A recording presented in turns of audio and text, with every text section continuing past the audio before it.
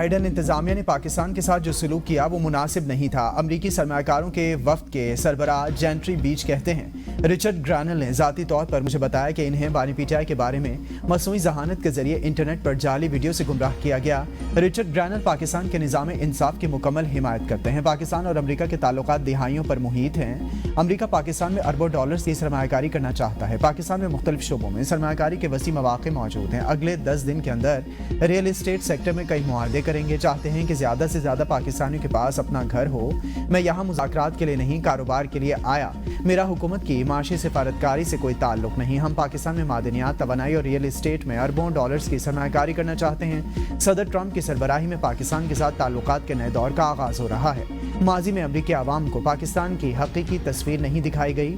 پاکستانی قیادت کے ساتھ میری ملاقاتیں بہت اچھی رہیں۔ غلط فہمیاں دور کرنے کی ضرورت ہے۔ پاکستان کی موجودہ قیادت میں امریکی قیادت کے ساتھ مکمل ہم آہنگ ہے۔ بائیڈن کے دور میں امریکہ کا افغانستان سے انخلا کا طریقہ بہت غلط تھا۔